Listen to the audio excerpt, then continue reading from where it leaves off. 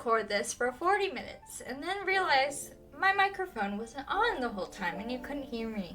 Yes, but that's what I get for recording at my computer and not my normal camera like I did before, where the mic just automatically works. But, hi guys! Welcome to this video, and today we're going to talk about common drama tropes, and we're going to put them on a tier list that I made. Before we start, make sure to like, comment, and subscribe to this channel. I'm so excited to do this video today, even though I just recorded for 40 minutes and have to redo it again. But I get to talk about tropes that I like or don't like, so who knows? This is also all on the top of my brain. I wrote no notes for this. All I have is my list next to me in my little book, and we're gonna talk about these. It's more off the top of my brain because I just recorded for 40 minutes, but let's get on to this. Let's see, how do I get to, there we go. So, I have my little tier list here, and before we get to the first one, let me go over the tiers. So S, I forgot, you can't see this. Here we go. S, we have Giggling, Kicking My Feet. These are the ones I just am obsessed with. If a drama has this trope in it, I will most likely put it on my list to watch. A, we have Hate in Real Life but Love in Dramas. There's one specific trope in here that I made this title for because when I wrote it down, I was like, ooh, I would hate that, but I love to see that in dramas. B, we have Sure Why Not. This is one where I'm just kind of like in the middle, like I don't hate it, I don't love it, whatever. C is just why? Like, why is this in here? Like, most of it I understand, but just why? You didn't have to. Why'd you do that? And D is Straight to Jail. If I see this trope in it, like before I watch it, like if I find out it has this trope, I'm most likely not going to watch it, or it could bring down a show I'm already watching. So those are my 5 tiers, and we have 12 to talk about today. So let's get started with the first one. The first one we have is Amnesia, and I'm not going to put it anywhere yet until I talk about it. But Amnesia is a special one on this list where I cannot remember, and I did look at my list of shows that I have watched. I cannot remember if I have seen one with this trope in it. I think it's more popular in dramas that have come out in the early 2000s, and the most I watch more recent ones, like the furthest back I've gone is one that came out in 2016. So I've not seen a lot from the early 2000s, and I think that's a trope that's most likely in a lot of those. But it was like top of the list of when I googled popular tropes, because most of these are from my head that I either know that I hate or know that I love, or in the middle, and then some are just I googled to find more.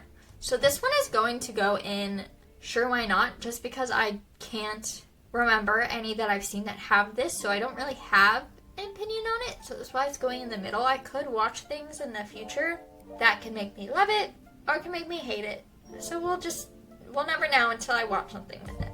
Next we have Contract Marriage or Marriage of Convenience, which I forget, my camera's backwards. I'm a big book reader. As you can see in my mirror, you see my bookshelves, which are on this opposite wall. I'm in my room today.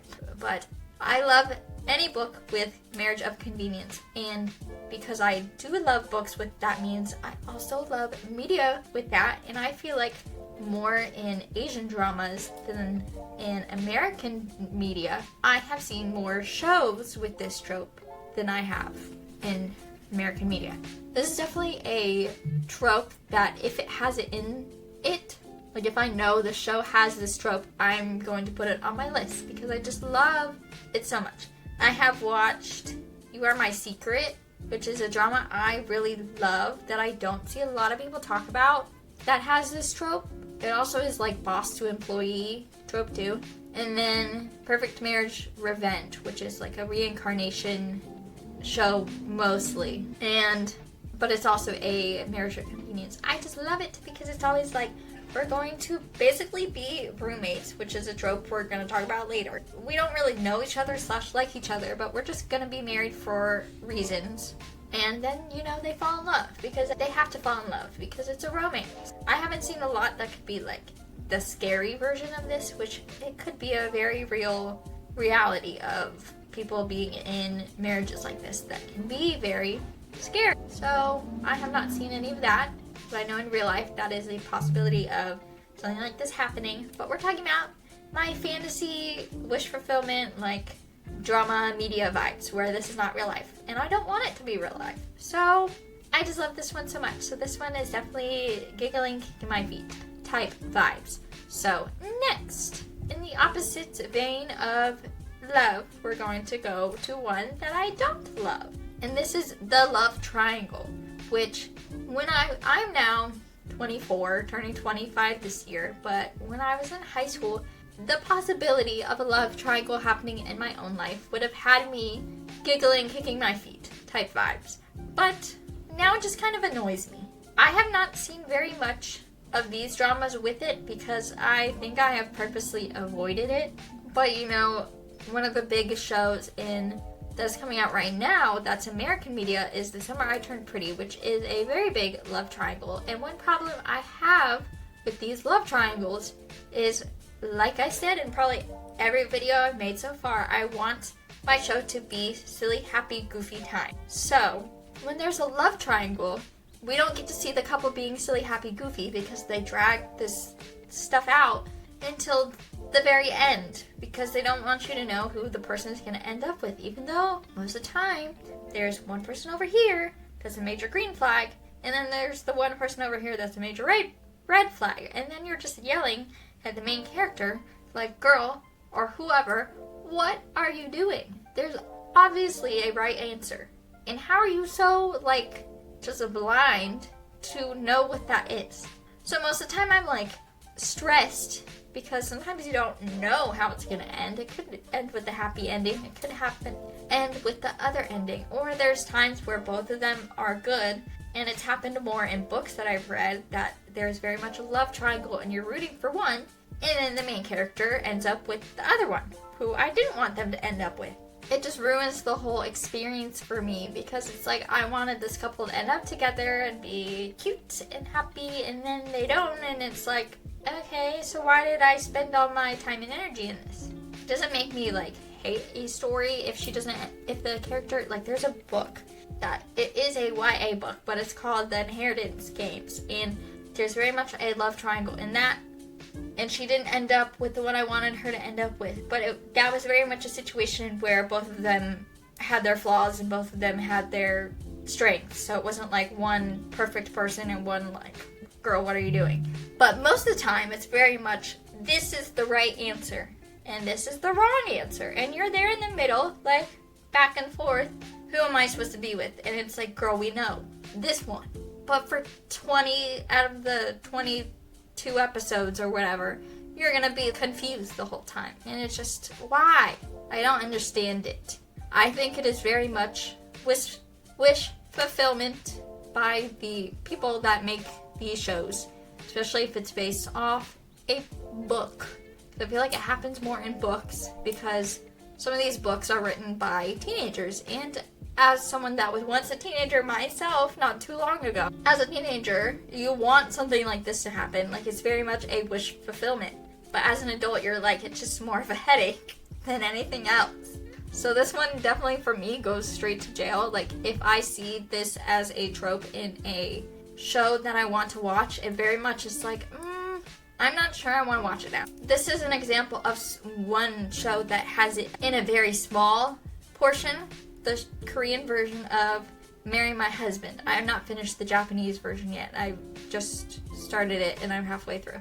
But anyways, I thought it would be love triangle-ish, not really, because the ex-husband, the new main love interest, kind of, even though I know the main character would never get with the ex-husband, but I thought it would be love triangle where the ex-husband thought they were in some kind of love triangle, but then it turned into the main female character, the new love interest, and then her high school love interest, and then that was kind of a love triangle where both of them liked her, and then I was well, why do we even need another person in this? I thought we were just gonna get the ex-husband and the new love interest, and now there's this whole other person now. So it kind of I didn't understand that. So that was like a tiny love triangle in a bigger plot of a show, which was just kind of like, why? Just, if it's a show that has it in like a little bit where it's not the main thing, like just for a couple episodes, then it's just kind of like, just why? Why'd you even, I know conflict or whatever, we can't always be silly, happy, goofy time.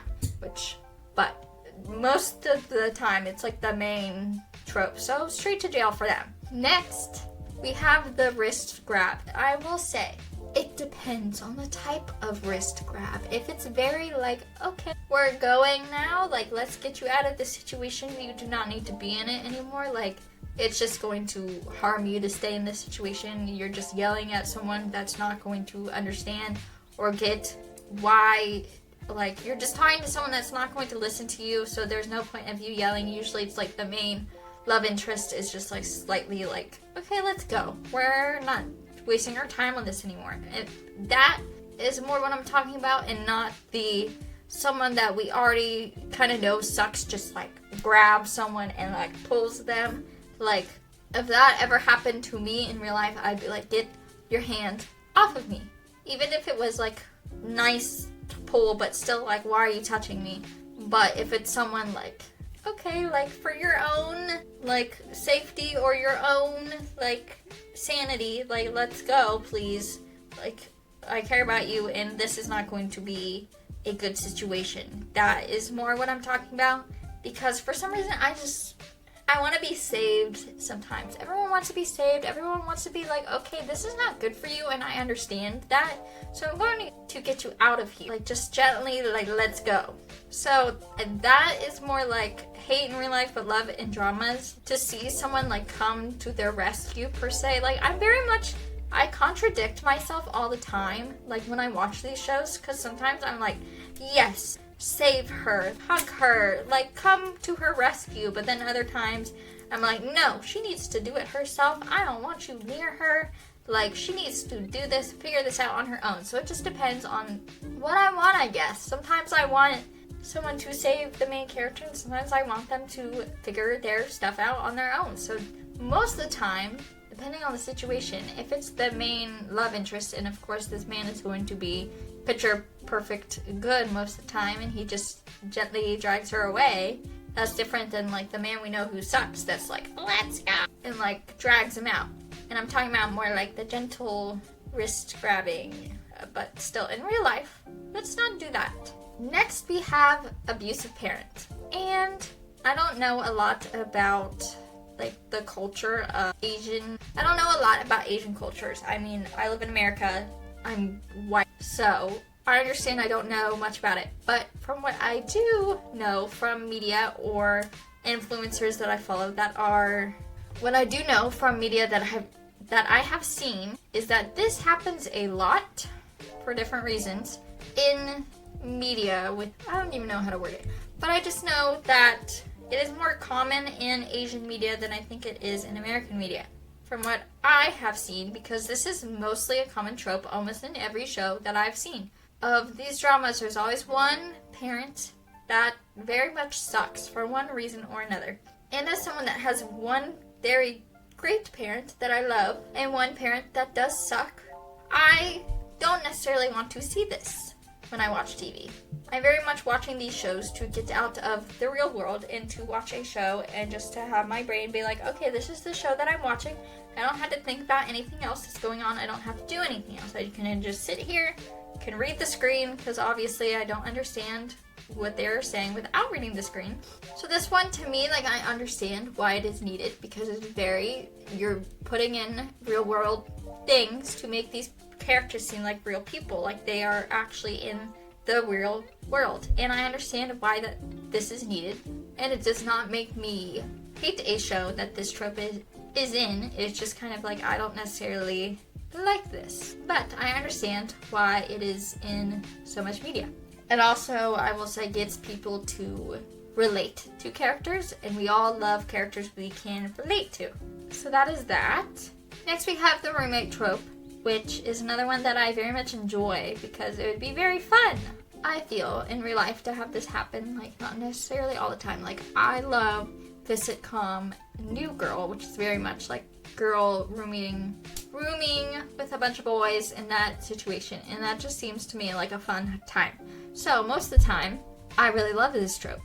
I don't know what I mean by most of the time. I haven't really seen one that I've hated so far. But it's mostly like opposite. It's mostly like conflict in the beginning. Like they don't very much like each other. They don't like rooming with each other. It's very much like we accidentally rented the same house that has 2 bedrooms and they didn't communicate with each other that someone was renting the same space. And now we're stuck here. And I just kind of love it because they're very much married couple vibes before they're even in a relationship. Like just the things they do together, like they're watching TV together on the same couch, they're eating dinner together, they're eating breakfast together, they're washing dishes, they're cleaning the house. Like something you do with a partner or whatever, but you're not a partner yet, per se. And I love contract marriages or marriages of convenience. Is very much also a roommate trope because in the beginning, you're married, so you live in the same place because everyone thinks that you're married. You are married, but you're not like a couple, so you're basically have to be roommates before they like get together and then or whatever. So I love this one. Any show I've seen with roommates, I'm like, I just love it. So that's very much kicking my feet. I love something like this to happen to me. And not that I would ever have the chance to do that. I mean, there's obviously safety reasons with something like this in the real world. But to have it be, best possible scenario in the fantasy world of these dramas, like this man is going to be safe and care about you kind of thing. Very much cute to me. And next one that I love also is sick/injury scenes, which, everyone wants to be taken care of every once in a while. So I love the sick injury scenes. Like, I'm talking about more like you have a cough, like a cold, you have a fever, someone's coming over to make you soup and give you medicine, or like you have to go to the hospital for something minor and you're gonna sit here and I'm gonna take care of you kind of thing. I'm not talking about like, oh, they got in a major car accident and now you're in a coma for the whole next episode. I don't like that. But I just love, because most of the time, like especially in the beginnings of these series where this trope happens, the main characters haven't really showed how much they care about each other per se yet. And then something like this happens and it's like you can see how much they care because it's like, I'm taking care of you whether you want it or not. So or it makes the other person realize things about the other character that they didn't realize before. Like it kind of makes their feelings to be like, oh, maybe I like this person, because everyone wants to be taken care of, man, woman, whoever you are. You want to be taken care of at some point when you're sick or injured, which you say you don't want to maybe. So this one is, I love. Next we have enemies to lovers, which is one that I'm not entirely sure where I want to put it. There's 2 I'm debating on. But enemies to lovers is something that can be divisive, whether it is truly an enemies to lovers or not, especially in books. Because enemies to lovers can be just like, we're bickering with each other and we don't necessarily like each other. So more like a rivals to lovers situation. Or it could be like in historical dramas or in fantasy books where it's like we're killing each other type vibes. And I have not watched many historical dramas. I'm very much a modern drama girl. So I haven't really experienced a lot of enemies to lovers where it's like we're trying to kill each other and then we fall in love type vibe. I have the enemies to lovers I'm mostly talking about right now with this trope is more like, oh, I kind of don't like you, we're gonna bicker with each other type beat. But I will say something about enemies to lovers that I love, which is not like enemies to lovers per se, but it's just a aspect of it that I really enjoy, is the fact that you can bicker with someone or fight with someone like that and it be taken as like a silly, goofy thing. Like it's not, you feel comfortable enough with that person to be able to bicker with them and not be afraid of, like if you're with a toxic person and you bicker with them or fight with them, you could be scared of what could happen because of that. But kind of enemies to lovers, even though it's enemies to lovers, is you bicker with them before you're together, even after you're together, whatever. Like, a show I think about is Suspicious Partner with this, because they really show it, is before that they're together, they bicker a lot, and they don't really like each other. And then even after, in the end, when they are together, like the last episode, the last couple minutes of it, they're still bickering with each other, even though they're together, but you see them at the end of their bickering, like, smiling and laughing. So they're still bickering, and they're comfortable enough with each other to bicker and just have it be like a silly, goofy thing. So that's kind of why I love this enemies to lovers trope. So I think it either goes at the bottom of S or like the top of A, because it's not something that, like, I hate in real life, because I don't honestly know how much this happens in real life per se. I'm sure it does, but it's not something like common. So I think it just is gonna kind of go at the end of S for me. Next we have women who can fight, which is something I talked about in, what was it? I think when I talked about the wrist grab, where I can kind of contradict myself, where sometimes I want someone to come rescue the main female character, and sometimes I want the main female character to do this. And because I think women are grown up most of the time to be taught to be more submissive and more polite and not to rock the boat per se, which is, I think, a good thing now that we are kind of teaching women you don't have to be that way. But because of that, to see women doing this in media can sometimes just me be like, collapse, you go, you do that. There's a scene in the drama Love Next Door where the main female character just punches someone, and it's like, yes, she needed to do that.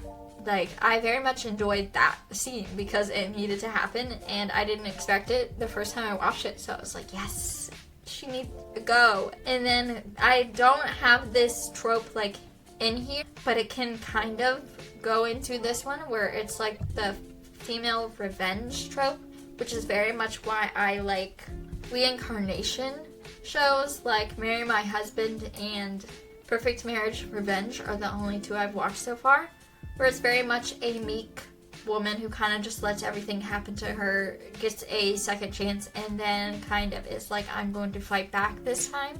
So it's very similar to this. And so this definitely goes in S for me, because it might go like more at the top of S, because it's very satisfying to watch as someone who is very shy in person and hates confrontation and stuff like that. To see this in any kind of show just gives me joy. And now we're going to talk about a trope that does not give me joy, and this is the miscommunication / third act breakup, which, again, as a big book reader especially, this trope happens basically in every piece of media that you will watch. Like, it's in every drama I have watched, it's almost in every book I have read. Like, this trope is just so common, and everyone pretty much hates this trope. And I think why, or at least why I understand a lot of people hate it, is because we understand a show needs conflict. Even though, like, this is going to become my motto, I just want a silly, happy, goofy time. But realistically, a show is not going to be silly, happy, goofy time. Even if it is a comedy or whatever, there always has to be conflict. That's what makes a story good and layered, and why you enjoy the silly, happy, goofy times when you understand that there's also conflict. But a reason why people don't like miscommunication or third act breakups, or just in general why I don't like it, is because it feels very cheap. More like whoever's writing this story, whether it be a script for a TV show or movie or a book, it feels very like the person that wrote it didn't understand how to make a good enough conflict. So they're just like, oh, there's going to be a stupid miscommunication or a stupid reason, and they're just going to break up. Or they're going to fight and hate each other for a couple episodes. And I don't like that. Like, something I will say is, again, with abusive parents, the one drama that I watch with this the most is The First Frost. And as I talked about in my top 10 dramas video, which is the first video I ever made, It is in my top 10 list, but I brought it down because of just how heavy and sad it is, because it is very much focused on this. But one good thing about it is once they are together in the present, like there was a miscommunication in the past, but now they're in the present. And once they are together in the present, as far as I remember, because again, I haven't really rewatched that show, as far as I remember, there isn't really this between them. There isn't a miscommunication. There isn't a third act breakup. Like, the writer of it's a book based off of a show, but I haven't read the book, obviously, because it's written in Mandarin. But the show that I watched, there wasn't, whoever wrote it, there was enough conflict because of this and the other things going on in the character's life that they didn't need this. So it's very much like, just why? Because it is in pretty much every piece of media. Like, it's not going in straight to jail for me because it's just so common to me. It's just why. It feels very cheap to me, like you didn't know how to create conflict other than just some stupid reason for them to be mad at each other. Like, create conflict another way. Like the first Frost, there was enough conflict in the story that was a good enough conflict between whatever was going on in this show that we didn't need any of this between the main couple. Like, I'm not saying there probably was miscommunication points of this couple. Like, there probably is with every couple in real life. There is miscommunication, whatever. And you're gonna fight, obviously. But when it's a story, and this is just, it just kind of feels like, it's like, oh, I don't know what else to do. So it's just gonna be like, they're gonna fight over something dumb and break up for like 5 episodes. As someone that's watched a lot of dramas, if you see that there's like 16 episodes of a show and the couple is like kissing or getting together at episode 12, you know, because of the ones that you've watched already, that they're not just gonna be happy for 4 episodes. Something is gonna happen in the next episode and they're going to break up or fight or whatever, and then you have to wait like to the end of the show for them to make up and realize that the reason they fought was stupid. And now they're together and they're happy, but they're only together and happy for like the last part of the episode or the last episode, and that's all you get. So it just feels very dumb to me when I could just have my couple be happy, but no. I have a lot to say on this one, obviously. It's the most common one, but I think it's the one most people have an issue with from what I have seen. As someone that reads books and sees a lot of these books on social media where the author will put what tropes are in a book, it has become common for an author to put on their trope list no third act breakup. Because it is so common and so many people hate it, that it has become something that authors will now try purposely to avoid, to be like, I don't have this, so read my book. I know that's harder for TV shows though. There always has to be some kind of miscommunication. My problem is when the miscommunication is stupid and could have been avoided. But moving on, we have boss and employee relationships. And I will say that this has more of a problem in real life for me because of obvious power dynamics. As someone personally that was in it wasn't a boss and employee relationship, but in a toxic power dynamic relationship when I was right out of high school, let's say. This, I can see how it can be taken advantage of more often than not in the real world. But we are talking about media. So books and TV shows. And when I see this trope in books and TV shows, it is something I mostly enjoy because it's just very fun to imagine like someone that you work with could just become someone that you will become your partner, because then it's like you see them every day, you get to work with them, you have this dynamic with them.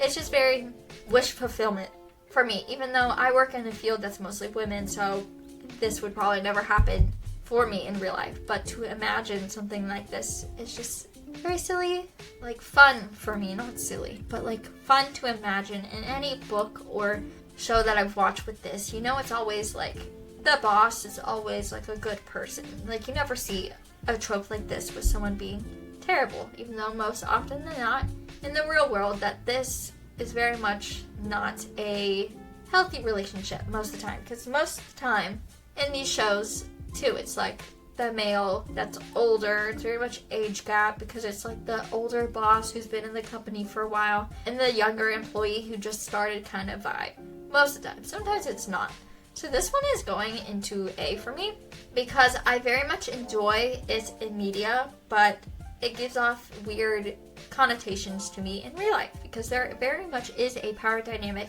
between this situation.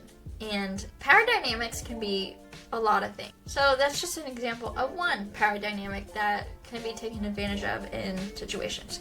So just in real life, not a fan, but in dramas, it's very enjoyable to me. The next one we have, which is the last one, is Bully to Lovers, which I will say I haven't seen a lot of media with this one, again, kind of like Amnesia, because I think it was something more in the early 2000s, maybe, but also this will kind of hint where I'm going to put this. It is not something I actively search out, this trope, because it is not enjoyable. Like, as a kid, you understand, like, do not know how to express how they feel with words. That's why kids, they hit, they scream, they like whatever, they do other things except saying like, hey, I don't like that, please stop. Or like other things. They just don't know how to express themselves with words most of the time. So this is more understandable when you are young. You are told like, oh, he pulls your pigtails or whatever because he likes you type vibe. But when I have an issue with this is once we get to high school age, when you most likely understand to a certain extent how to express yourself with words. You're old enough at that point. You understand. And to have a love interest or whatever, someone who becomes a love interest, like throw your things, like mess with you, push you into a lake, I don't know, things like this, throw things at you. I don't very much enjoy that. Like, be an adult, tell someone how you feel, you get rejected, whatever. But don't do this. So this very much goes into straight to jail for me. If I see this trope before I watch a show, I'm not going to watch it. Like, there's this one show, I don't know the name of it, but I see it in edits a lot, and I watch edits of this couple/show specifically. I can see the characters in my head, but I don't know what show it is. But I'm pretty sure it is very much this trope. So I do not want to spend my time watching that show. I will watch edits all the time of the show because the edits are cute and fun because, again, it's a romance. It ends up fun and happy at the end. But from what I've seen, it's very much like this to begin with. And so I never want to spend hours of my day/time watching this. But I will watch edits of it. Like, it's just not my vibe. So that is the 12 tropes we've talked about. To kind of summarize, in S we have women who can fight, contract marriage, roommates, a 6/injury scene in enemies to lovers, an A, which is we hate in real life, or me specifically, but love most of the time in dramas, is the soft wrist grab. I will specify that. And a boss/employee, sure, why not, which is just kind of like, I don't care either way, is Amnesia, which is mostly because I've not really seen anything with this trope. C, which is just why, which most of the time I understand why it's in media, I just not a fan, is abusive parents and the miscommunication/third act breakup. And then D is straight to jail. If this is in a show, I'm most likely not going to watch it, or it will bring down my rating, which is the love triangle and Bully to Lovers. But that is the 12 that I'm talking about today. But, there's plenty more tropes to talk about. There's even a website, I think that's called like TV and movie tropes or TV tropes, whatever, which has every single trope in existence that you can click on and see what media has these tropes in it. So there's plenty more tropes to talk about. These are just the ones that I came up with top of my brain, and some I grabbed from the top ones on Google. But comment down below if you agree with me, if you don't agree with me, tropes I can talk about next time. Like this video if you liked it. Subscribe. I have some more videos planned. And comment shows you want me to watch, tropes, shows that have these tropes in it. Just say hi, anything. And I will see you guys next time. Bye. Have a great day.